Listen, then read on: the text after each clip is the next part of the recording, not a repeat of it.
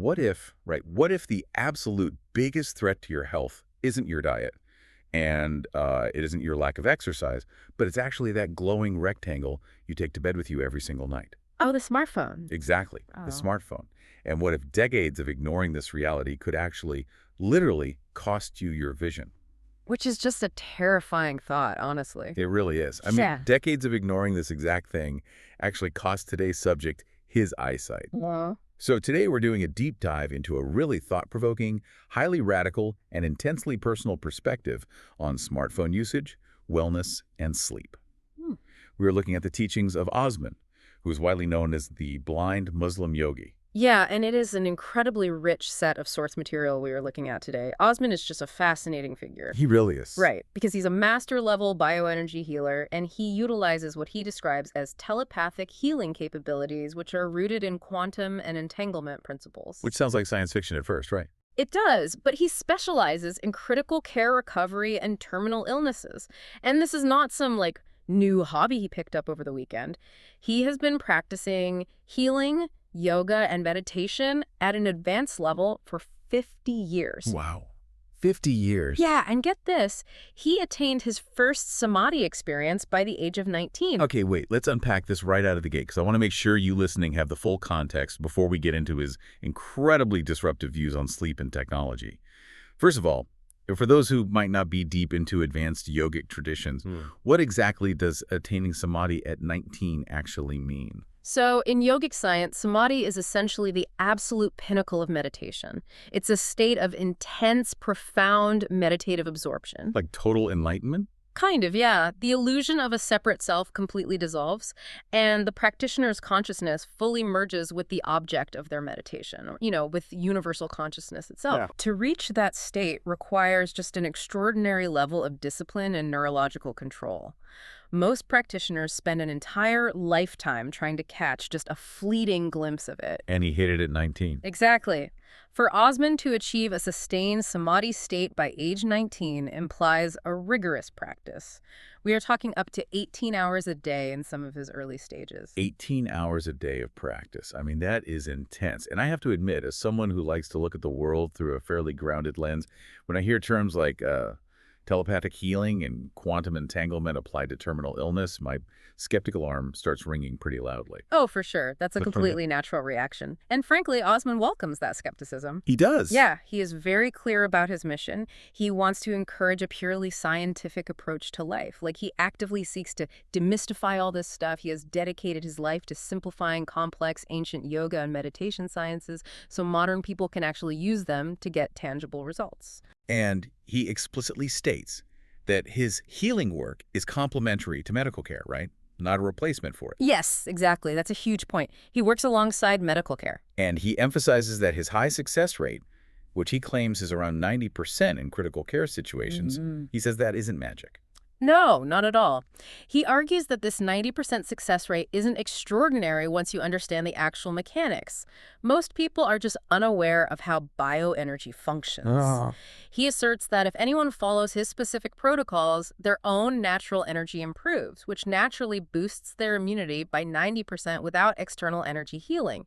He doesn't view cancer or severe ailments as random biological accidents. He views them as a depletion of energy, right? Exactly. A result of modern lifestyles completely depleting our natural energies. His protocols, which involve natural spirituality and yoga, are designed to replenish that lost energy. When the energy returns, the body's natural defenses reverse the ailment with practice and time. Which brings us to the real core of our deep dive today. Yeah. Because Osman had normal eyesight for most of his life, but as he notes in his videos, he's been permanently blind since May 2023. Right. Which is why when you hear him describe visual concepts, it's because he remembers them perfectly from before. Yeah. And his blindness is intimately connected to his warnings about modern technology and our biological imperatives. He really wants people to benefit in health, peace, relationships, and finances. And he's putting his methods out there for everyone. And he gives a lot of it away. He does. You can find his free 5-minute yoga and meditation program at yogawellness786.com. Just a note, please don't look for the $5 anxiety fix he used to have because that is no longer available. Good to know. But he also has a podcast on Apple and Spotify. Just search The Blind Muslim Yogi. And you definitely want to like and subscribe to his YouTube channel to help him spread this message. He does offer premium one-on-one sessions and energy healing through his Patreon, but the core life-saving message we are discussing today is something he literally gives away for free on YouTube. Yeah, and what makes his message so compelling is how he views this modern dilemma. Because when a spiritual teacher starts talking about the dangers of smartphones, you usually expect like a complete anti-technology rant. Right, you expect them to say that all digital devices are evil and we need to go back to living in caves. Exactly. But Osman completely subverts that expectation. He really does. He doesn't take it technology's evil stance at all. He actively praises smart devices as incredible tools. Yeah, he marvels at their power for global communication. He talks about how beautiful it is that people can find life partners thousands of miles apart just because of these devices. And he praises their utility for making business connections, right? Like acknowledging that they are vital marketing tools for anyone trying to earn an income today. He even speaks positively about banking apps and AI companions. And that is exactly what makes his later warnings so chillingly credible. He isn't a Luddite. He fully grasps the immense utility of the digital age. I mean, he uses it himself to spread his teachings. But he identifies a profound paradox. Right. The very utility that makes the device essential is exactly what makes it dangerously addictive and ultimately capable of overriding our most basic biological needs. I like to think about it like a Swiss Army knife for modern survival. If you are lost in the woods, a Swiss Army knife is an absolute miracle. It has a tool for everything. Oh, that's a great analogy. Right. Your smartphone has a tool for everything. Your bank, your social life, your livelihood. It is objectively useful. But just because a Swiss Army knife is incredibly useful doesn't mean you should sleep with it open in your bed. The blade is still sharp. That perfectly captures the danger. It's the multifunctionality that traps us. Because think about it, if a phone only made calls, you would just hang up and go to sleep. Exactly. But because it contains your bank balance, your incoming work emails, your potential dating prospects, and like an AI companion to talk to when you're lonely, the psychological cost of putting it down feels astronomically high. You feel like you are disconnecting from your entire survival network. Yeah, and because it feels like a survival tool, it becomes incredibly difficult to put down, leading to what Osman identifies as the single greatest threat to modern human biology, the devastating encroachment on our rest. This is where Osman introduces a hierarchy of human needs that challenges almost everything we are taught in the modern wellness space. He asserts that sleep is more important than food, more important than water, and second only to oxygen. I mean, let's look at the basic math he uses because it's jarring. Humans can survive around 30 days without food. The body will start consuming its own fat, then its own muscle, but you will technically survive for weeks. Right. We can survive about 3 days without water before the kidneys fail and the situation becomes fatal. But if you go 3 days without sleep, By the third day without sleep, your neurological system begins to collapse entirely. yeah, You experience vivid hallucinations. Your cognitive function plummets to the point of impairment that's equivalent to severe alcohol intoxication. Yeah, your heart rate becomes irregular, and your internal organs are placed under immense acute stress.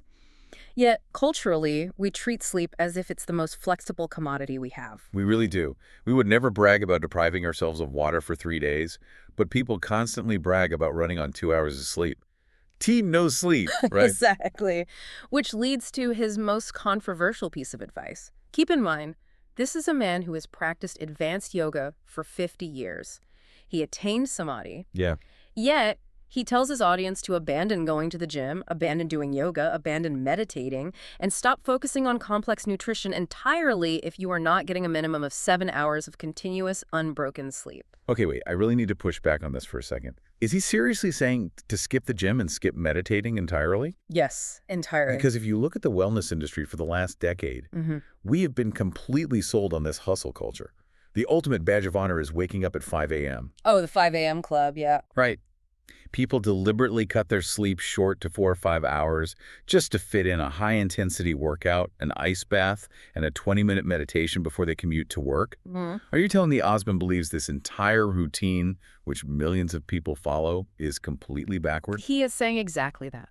From his perspective, both as an energy healer and observing the biological mechanics, wellness practices built on a foundation of severe exhaustion are worse than useless. They are actively destructive. How does that make sense, though? Surely doing 20 minutes of yoga is better than doing 0 minutes of yoga. even if you're tired. Not if doing that yoga costs you your 6th or 7th hour of sleep. Let's break down the mechanics. Okay. When you sleep, your body isn't just turned off like a parked car. It is an incredibly active biological repair state.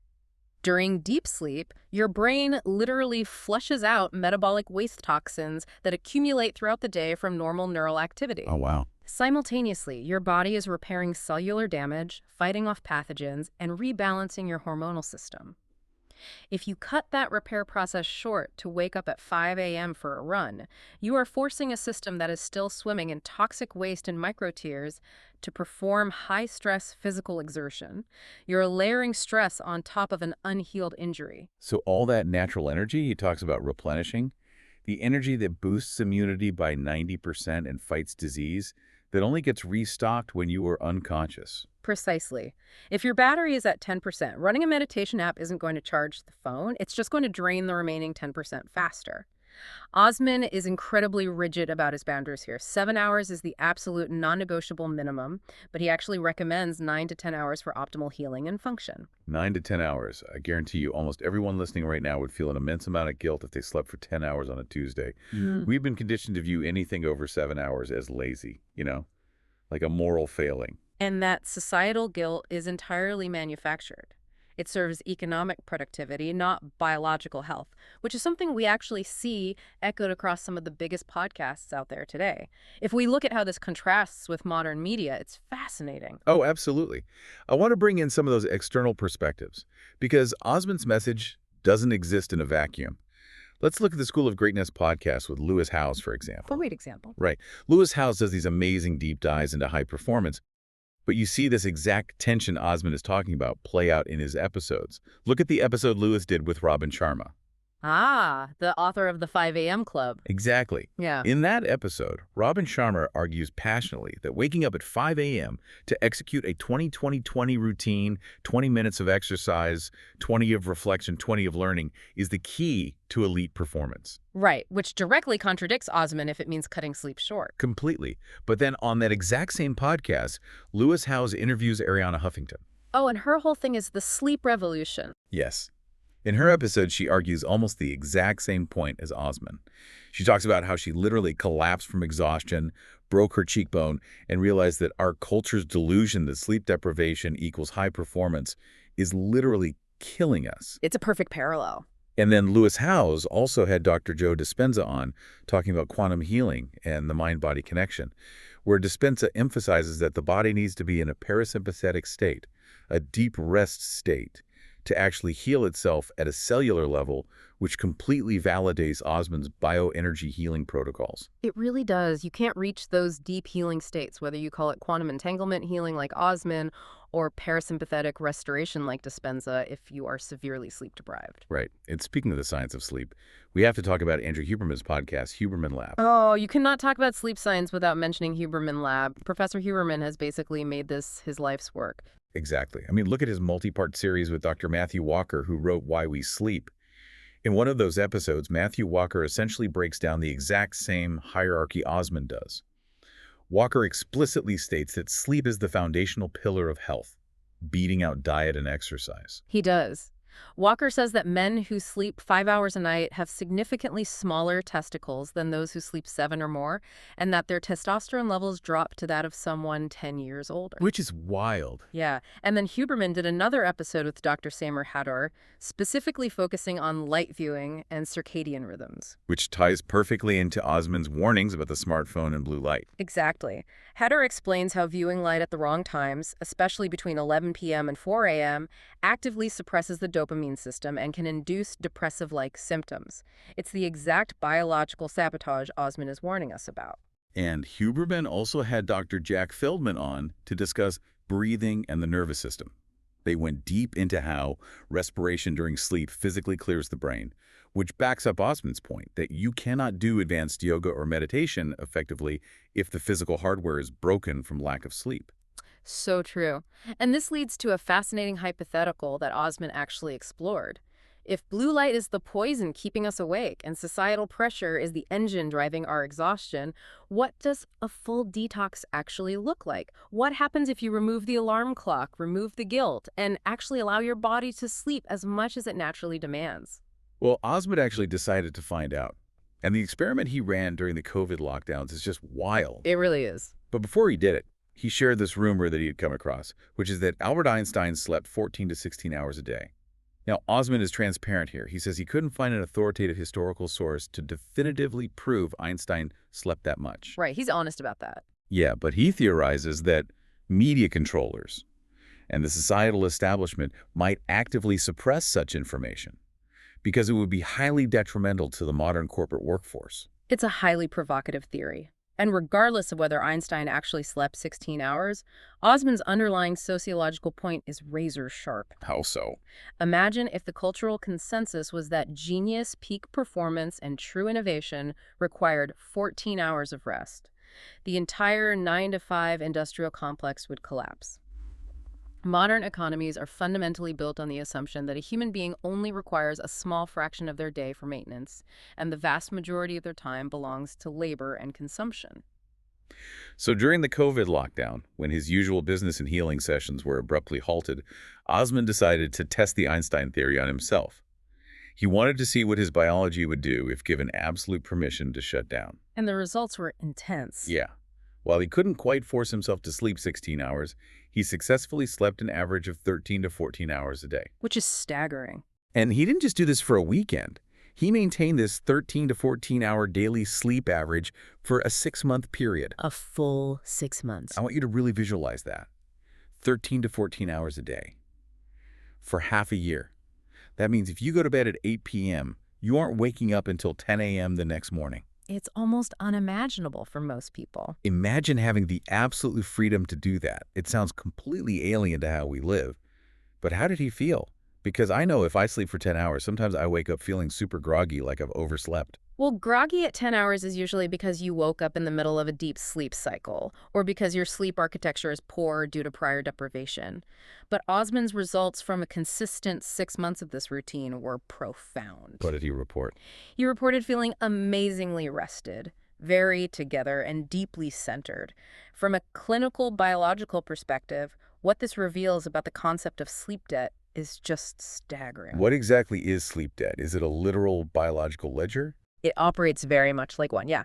Every time you require 8 hours of sleep but only get 6, you accumulate a 2-hour debt. And the body remembers that. The body doesn't just forgive and forget that lost repair time. The cellular damage accumulates. The metabolic waste in the brain lingers. Your nervous system runs slightly hotter, utilizing stress hormones to bridge the energy gap.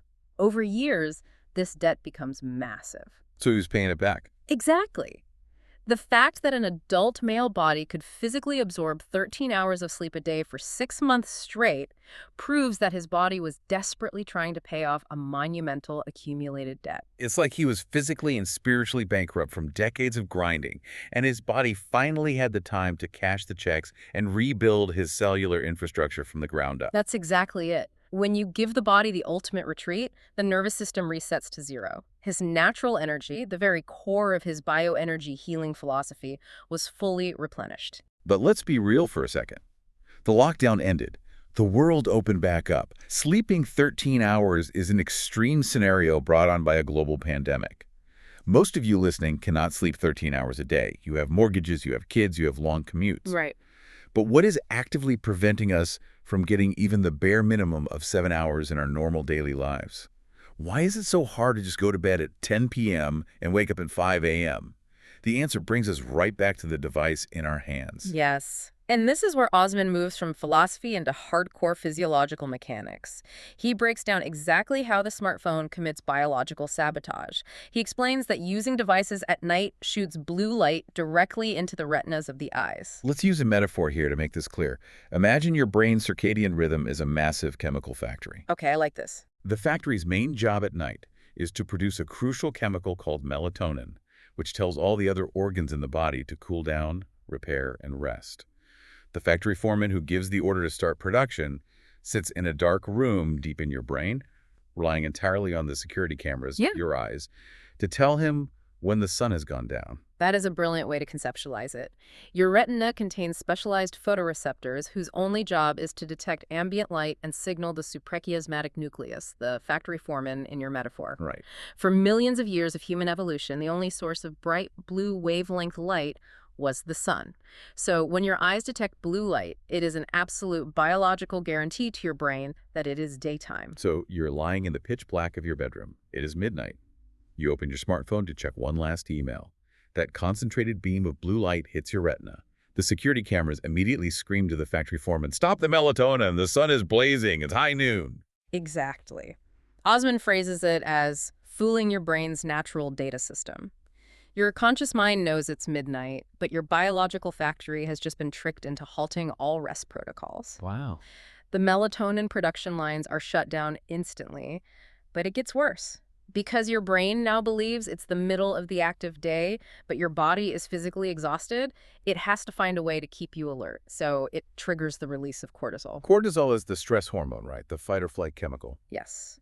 Cortisol is designed to give you a quick burst of energy to outrun a predator or deal with a daytime emergency. It is highly corrosive if left in the bloodstream for too long. Osman explains that this blue light disruption creates a cascade of chronic fatigue, which forces cortisol levels to spike perpetually just to keep you functioning. And when you are constantly bathing your organs in stress hormones, while simultaneously starving them of the repair phase of sleep, what happens? As Osman bluntly states, your propensity for chronic ailments and illnesses goes through the roof.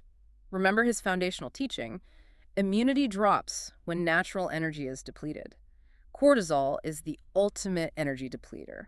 He explicitly links this sleep deprivation and the resulting cortisol stress to a modern pandemic of anxiety and depression.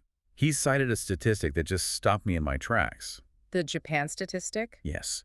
He pointed out that during the COVID period, Japan, a modern, highly civilized, hyper-technological first world country, saw more suicides than deaths from COVID itself. It is a devastating, heartbreaking statistic, and it perfectly underscores the why and how of his argument. The smartphone isn't just a distraction keeping you from reading a book before bed.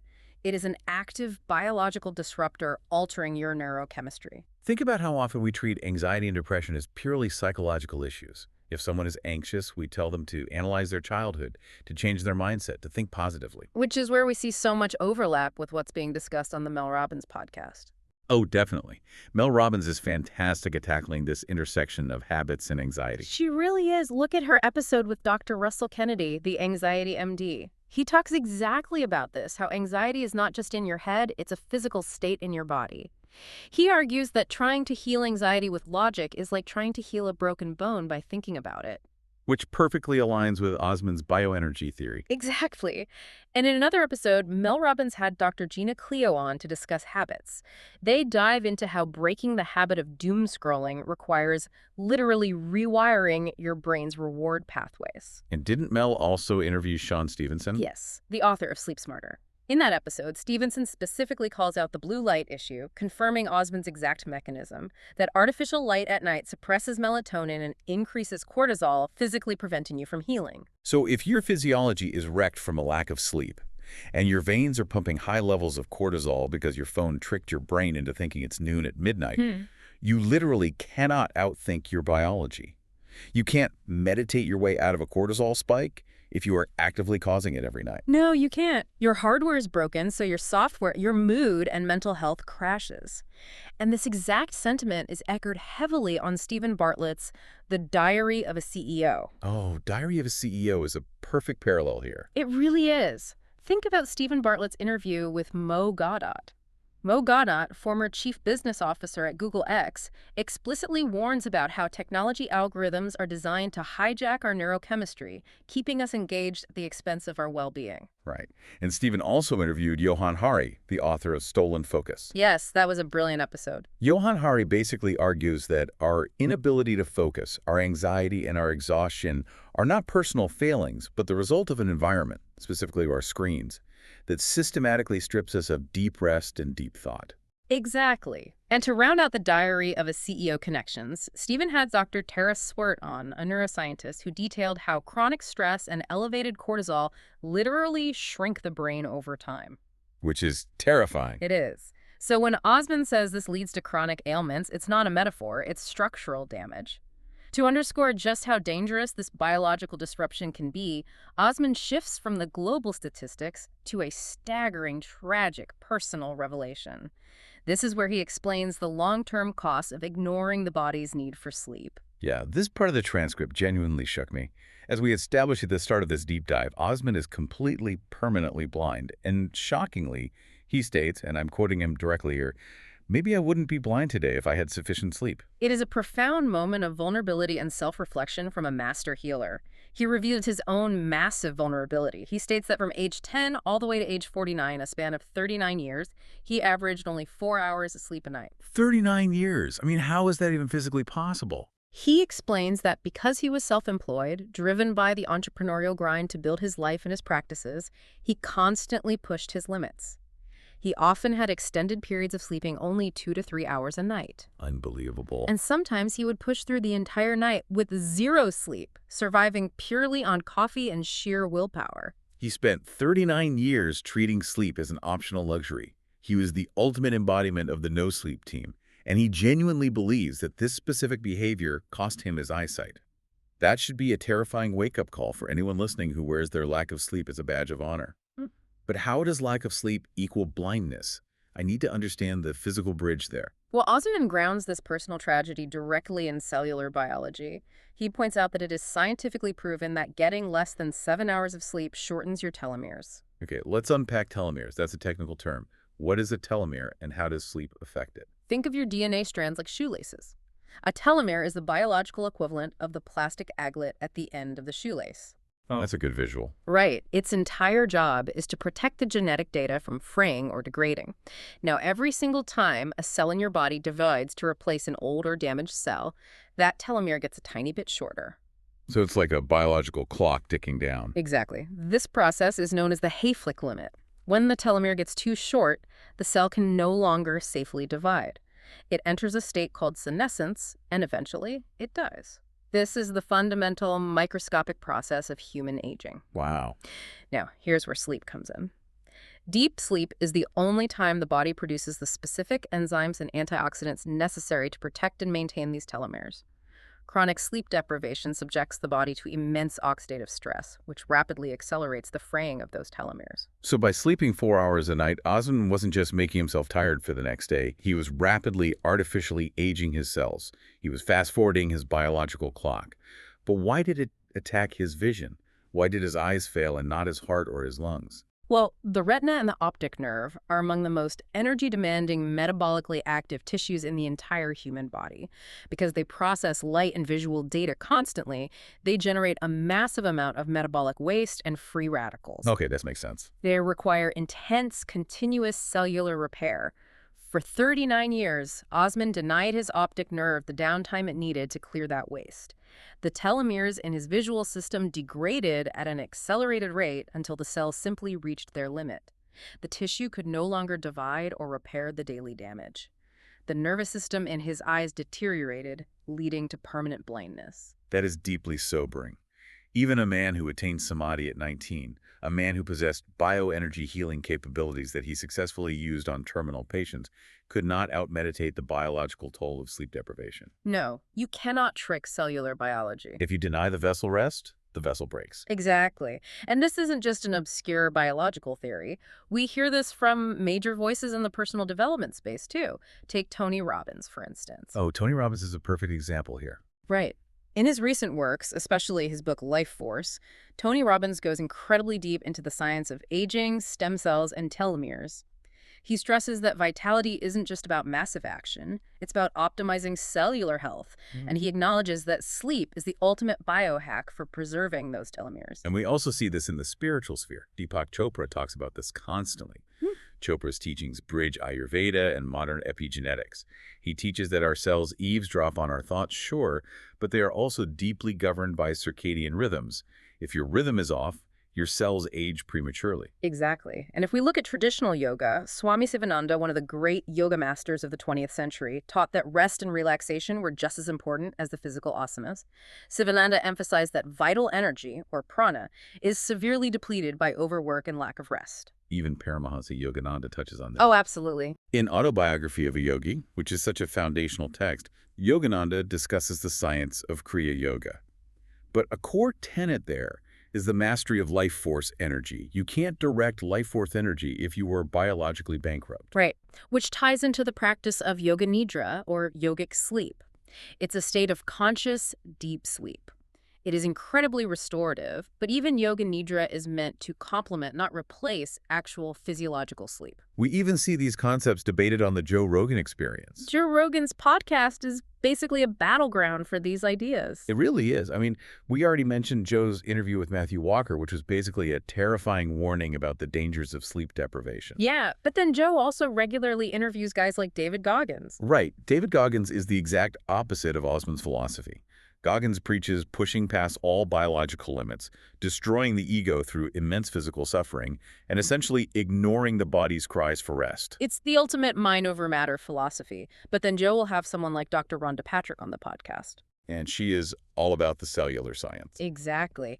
Dr. Rhonda Patrick goes deep on the Joe Rogan Experience into the effects of stress on telomeres, the benefits of sauna and cold plunge for heat shock proteins, but she always grounds it back in foundational sleep. If you are sleeping 4 hours a night like Goggins sometimes does, you are doing cellular damage regardless of how mentally tough you are. So Osman is essentially saying mental toughness won't save your optic nerves. Exactly. That is the ultimate tragic lesson he is trying to impart. He paid the highest conceivable physical price, his vision, to learn that biology demands absolute respect. The laws of nature supersede the demands of the modern economy. Which naturally leads us to the most practical part of this deep dive. Given the dire consequences of blue light, cortisol, and telomere degradation, how does Osman suggest we actually manage our relationship with our devices moving forward? It's a great question. Because we live in the real world. We can't sleep for 14 hours. What are the rules of engagement? He offers very strict, non-negotiable rules. First and foremost, never use a smartphone to try to make yourself feel sleepy. Let's emphasize that. Yeah. Don't lie in bed scrolling through social media or watching videos waiting for your eyes to get heavy. Because, as we established with the chemical factory metaphor, that blue light is actively telling your brain to wake up. You are fighting against the very tool you're using. Exactly. Osman's directive is simple. Keep it away, put it aside, or switch it completely off before you try to sleep. And here is a fascinating, almost haunting detail that highlights just how insidious these devices are. What's that? Osman mentions that even today, as a completely blind man, meaning his retinas are no longer biologically absorbing that blue light to suppress melatonin in the same way a sighted person's would, he still puts his phone on Do Not Disturb, turns the volume all the way down, and keeps it physically far away from him at night. Wow. Wait, if he can't see the light, why is he still so strict about the phone? Because he recognizes that the cognitive engagement is just as dangerous as the optical engagement. Explain that. What is cognitive engagement? It's the psychological anticipation of data. Even without light, if your phone is next to your bed and it vibrates, or if you know there is an unread email from your boss or a message from an AI companion, your brain releases dopamine. Dopamine is an alerting, motivating neurotransmitter. The mere knowledge that the device is active and accessible keeps the brain in a state of low-level arousal. You are tethered to the external world. That psychological tether keeps the nervous system from fully powering down into the deep, restorative delta wave sleep required to protect your telomeres. So the phone isn't just a flashlight keeping you awake, it's a psychological slot machine. And you can't fall into a deep healing sleep if you're sleeping next to a slot machine waiting for it to pay out. Exactly. The cognitive arousal is just as toxic to your sleep architecture as the blue light. And this cognitive entanglement is something we hear explored deeply on Rainn Wilson's podcast, Soul Boom. Oh, Rainn Wilson's show is fantastic. Yeah, it really is. He tackles spirituality in such an accessible way.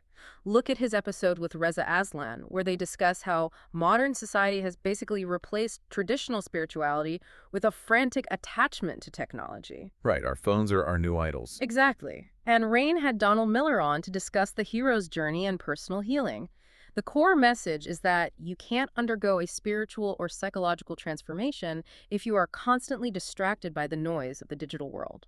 And he also interviewed Dr. Lisa Miller about the spiritual brain. Yes, and she literally mapped out how spiritual practices protect the brain against depression and anxiety. But again, you can't access that spiritual brain if your cognitive load is constantly maxed out by an incoming Slack message at midnight. Which brings us back to Osman's point about telepathic healing and bioenergy.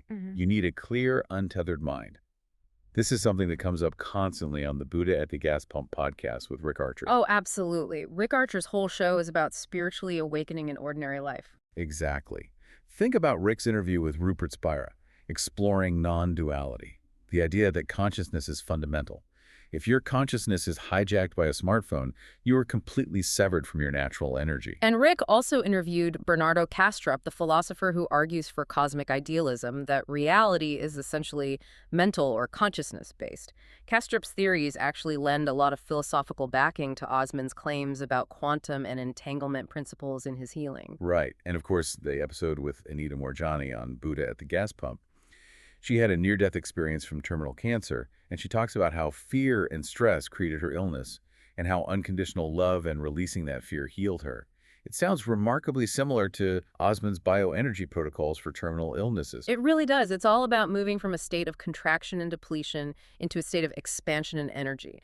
And you see these exact same themes bridging the gap between spirituality and modern science on the Ranveer show in India, also known as Beer Biceps. Ranveer Alabadia's podcast is huge for this exact crossover. Massive. I mean, he regularly interviews Sadhguru. In those episodes, Sadhguru talks about the yogic sciences and how inner engineering is required to navigate the modern world without destroying your mind. He specifically warns about the compulsive nature of modern habits. Which is what the smartphone creates. Yeah. Compulsion. Exactly. And Ranveer also had Dr. Siddharth Warrior on, a neurologist who breaks down the neuroscience of yoga and habit formation. He explains exactly what happens in the brain when you are constantly stimulated. And then there's the episode with Swami Mukundananda on mind management. The message is uniform. If you cannot manage your mind's attachment to external stimuli, your inner energy is squandered. So all of these thinkers, from neuroscientists to yogis to philosophers, are essentially orbiting the exact same truth that Osman is trying to hammer home. They are, but inevitably, someone listening to this right now is thinking, that's great for Osman, and that's great for neuroscientists, but I have a high-pressure job. If I turn my phone completely off at 9:00 p.m., my boss will be furious. I might miss a crucial email. My career will suffer. Osman addresses this exact fear with a final, incredibly reassuring piece of wisdom. He says, and I quote, "The world will not stop, and no one will fire you if you sleep 7 hours a day minimum." The world will not stop. I love that. It strikes right at the heart of our modern ego. We all walk around with this inflated, ego-driven belief that we are the linchpins of the universe, that if we don't answer a Slack message at 11:30 p.m., the company will collapse, the economy will halt, and our lives will be ruined. It is an illusion created by the immediate feedback loop of the technology. Osman is telling us to let go of that ego. The company survived before you, and it will survive while you sleep. Implementing his rule requires a fundamental shift in how we view our time and our responsibilities. We have been conditioned to view sleep as a weakness, an inconvenience that gets in the way of our productivity. Osman is demanding we view sleep as the ultimate form of self-preservation. It is the foundation of energy healing. If you want that 90% boost in your natural immunity, if you want to avoid the cellular degradation that literally robbed a master healer of his eyesight, you have to prioritize those 7 hours, as he says, come hell or high water. You don't need a miracle cure for exhaustion. You don't need an expensive supplement to fix your telomeres. You just need to respect your biology and rest. This has been such an eye-opening journey today. Let's do a quick recap to solidify the takeaways. We started by acknowledging the brilliance of smartphones. They're undeniably incredible tools for modern connectivity, business, and even finding love. But we uncovered the dark paradox. Their utility makes them addictive, leading us to sacrifice our most vital biological need. We explored the biological mechanics of this sabotage. The blue light from our screens tricks the brain into halting melatonin production, which spikes our cortisol levels, keeping us trapped in a state of chronic stress that Osman links to the modern pandemic of anxiety. We examined Osman's own tragic 39-year history of surviving on 4 hours of sleep. He shared the heartbreaking scientific reality that chronic sleep deprivation shortens telomeres, preventing cellular repair, which he firmly believes caused the deterioration of his optic nerves and his permanent blindness. And we heard his urgent, radical plea to the wellness community. Skip the gym, skip the meditation, skip the complex diets if you have to, just to guarantee you get a minimum of 7 hours of unbroken sleep. Turn the phone off, put it away, and disconnect completely. Remember, you can dive much deeper into Osman's teachings and his scientific approach to bioenergy philosophy. Check out his podcast on Apple Podcasts and Spotify by searching for The Blind Muslim Yogi. Make sure to follow his channel, like and subscribe to his YouTube videos to help him achieve his mission of spreading this vital, life-saving message. And you can visit yogawellness786.com to access his free 5-minute yoga and meditation program. His dedication to reviving ancient scientific methodologies for the benefit of modern health, peace, and relationships is truly profound. It really is. So I'll leave you listening with a final, provocative thought to mull over as you go about the rest of your day. We spend so much time, energy, and money trying to optimize our waking hours. We download new productivity apps, we try expensive new diets, we squeeze in extra work, or we force ourselves through a grueling late-night gym session just to feel like we've accomplished something. But based on Osman's deep dive into the microscopic reality of our cells and the natural rhythms of our energy, what if the absolute highest form of productivity and the most revolutionary, rebellious thing you can do for your health and your future today is simply to turn your phone completely off, close your eyes, and confidently do absolutely nothing for the next 8 hours?